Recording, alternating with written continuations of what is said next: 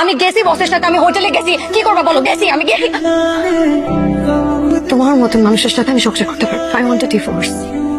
কালকের মধ্যে তোমার থেকে ডিভোর্স চাই। তাহলে তুমি ডিটারমাইন্ড, ডিভোর্স ফাইনাল? ফাইনাল। নানুকে যে আমরা প্রমিস করছিলাম কখনো আলাদা হবো না, নানুর হাতে তো সময়ও বেশি নেই।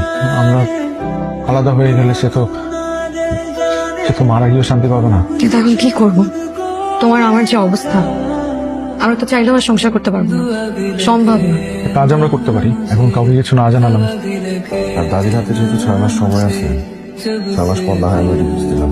এক ছাদের নিচেই থাকি, দুজন আলাদা বেডরুমে শুবো, আলাদা থাকবো। যখন সময় হবে তখন সবাইকে অফিসিয়ালি জানাবো। ঠিক আছে, কিন্তু আমার একটা শর্ত আছে। কি সত্য?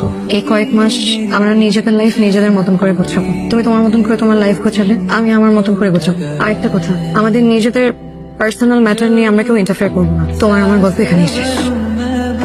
কি ব্যাপার, কথা বলছো না? কিছু হয়েছে? মন খারাপ? কিভাবে বুঝছো আমার মন খারাপ? দেখো, আমাদের সম্পর্ক নাই ঠিক আছে, কিন্তু একটা সময় তো আমি তোমাকে ভালোবেসেছিলাম, আর ভালোবাসার মানুষের মন বুঝতে সুপার পাওয়ার লাগে না।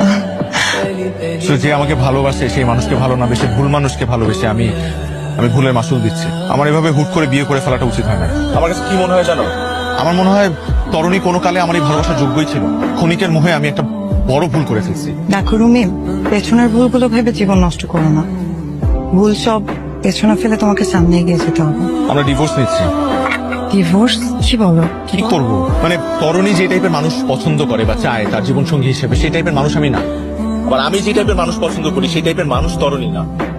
এই সংসারটা কোনো না কোনো একটা সময় ভাঙতই। তোমার কেমন মেয়ে পছন্দ? আমার তোমাকে পছন্দ, মানে আমার তুমি যদি নতুন করে জীবন শুরু করো, তাহলেও আমি তোমার সাথে পথ চলতে রাজি আছি।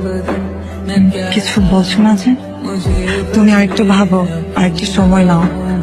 আমি চাই না তুমি নতুন করে কোনো ভুল সিদ্ধান্ত নাও।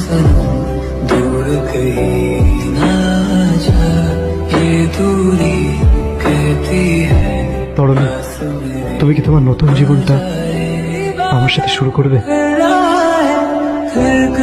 I really, really like you.